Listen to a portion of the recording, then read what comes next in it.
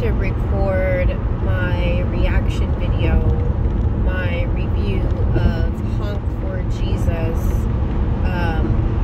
that new Jordan, I think his name is Jordan Peele, but it's Sterling K. Brown and Regina, I forget her last name, one of the Reginas that is in this movie. So my husband and I went to see this movie this past weekend, and after watching the trailer, I was initially kind of drawn to it because it kind of seemed like it would be, you know, kind of mockumentary, funny style movie about, you know, church life and different things like that, which is really not an uncommon genre that most Christians enjoy, you know, with the Medea series and other things that you know, Christian comedians kind of poke fun at. But I also thought that it would be wrapped up with a very good message at the end. And so a heartwarming message. Definitely Sterling and Regina are power-packed, star power actors that really know, you know, are dedicated to their craft and always deliver really good performances. I will start off by saying, and I'll put it in the description of this review, that I did not like the movie. I didn't enjoy it at all. What I thought was going to be something feel good and something funny and something inspirational quickly turned into dark and disturbing and a bad light on the church as a whole.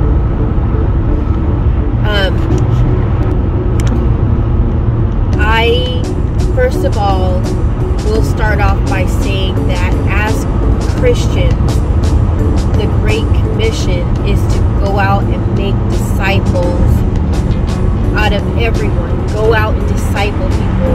The main thing about being a Christian is to bring people to Christ. And this movie actually served as a propellant for people to be brought to the church and ultimately to Christ. And I did not, that's the main thing that I did not like about this movie. The second thing that I will say about this movie is, and what I want to remind people, that no matter what size the congregation is, whether it's 25,000 members or 50 members or 10 members, that church, after you put the main purpose of it, which is to share the gospel of Christ and enrich the community, church is a business. It's a business. It is. There are financials that need to be regulated. There is an organizational structure that needs to be put in place, leadership that needs to be put in place, processes and procedures and policies, and an administrative panel that needs to happen in every single church. Now, I feel like mega churches get a really bad rap because all of that I just spoke is extremely amplified in the mega. Tell you that even if you go to little storefront church on the corner, if it's in the pastor's heart, or if it's in the leadership's heart, or whoever is over at the financials to steal from the church, they are going to steal. It may not be as much as it would be in a mega church, but it's going to happen. So I think that's the first point, that the same criticism that you would hold for the mega church still can exist, and those issues still happen in smaller churches. You know why? Because no church is perfect. That's the first point that I wanted to make, that church is a business. And no matter what, you are always going to get people in every place that might have malfeasance in their heart when it comes to people being over the financials. You're never going to find a perfect church. You know, I kind of thought what the movie might be about, but when shortly after the movie opened, we kind of see a very self-obsessed pastor whose main goal is to sort of reclaim his congregation, on the heels of a scandal, which we later find out was him engaging in homosexual behavior with barely legal. So we open with the movie. The movie opens with, you know, the pastor spouting expletives in the screen because he had gum on his shoe, and from then you kind of sort of see the character of his character. You kind of quickly surmise, okay, this man is he's not good. He's not a good pastor. His main goal is for him to regain his position and his power, all in an effort to maybe feed his ego, which, you know, it is what it is with that. The next thing that really struck me and what I really had a problem with was Regina's character, the pastor's wife. One thing that I have struggled with in my walk with Christ and sort of healing, and one thing that I am still uncovering like an onion, peeling back, and the one thing that the Lord is still working with me is healing over hurt that I experienced in the church, that I experienced when I was a teenager, a late teenager, and has affected me and caused PTSD and some mental health issues that I experience, that the Lord is healing me from. And so when I saw Regina's character, obviously his character pretty much right away struggling and in great mental distress, I was triggered, and I thought, okay, this right here is not the movie that I thought it was going to be. And pretty much there were touch points in the movie that highlighted this stress on her, where she was humiliated, she was made to do things that degraded her humanity. And I know in a marriage,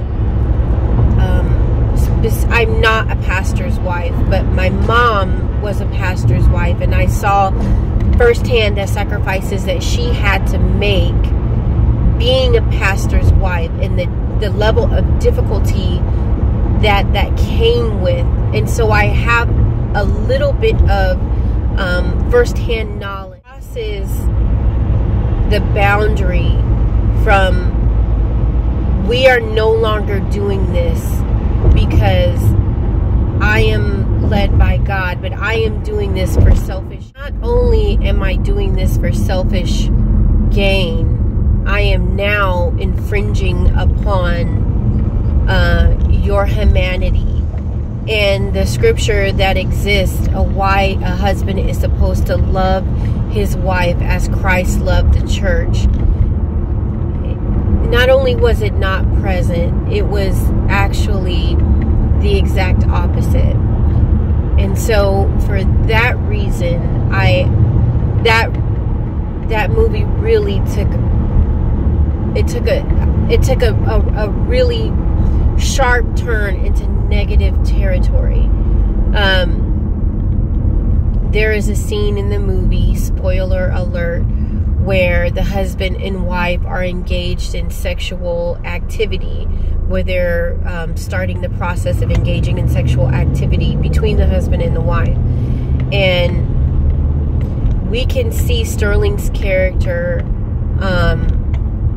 really disrespecting their marriage. Not necessarily because of what they were doing, but how he was talking to her and how she felt. And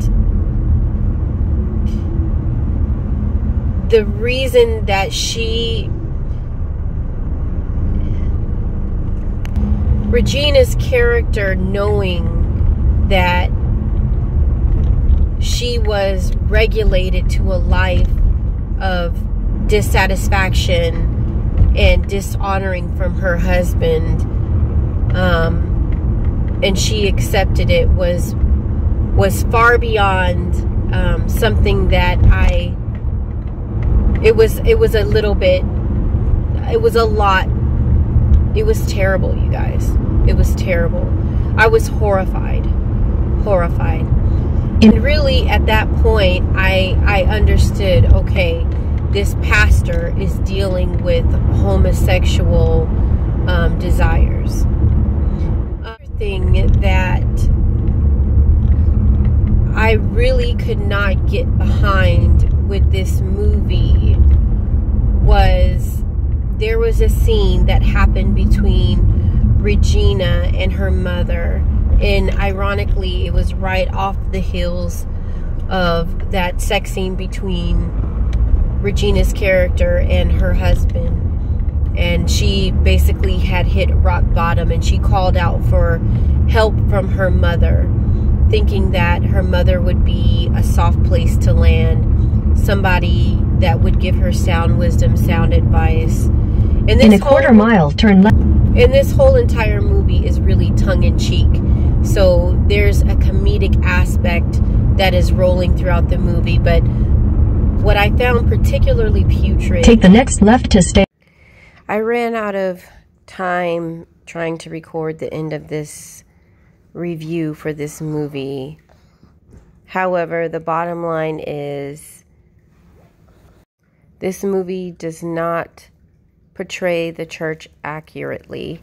It actually demonizes the church in a way I feel is completely irresponsible and not accurate.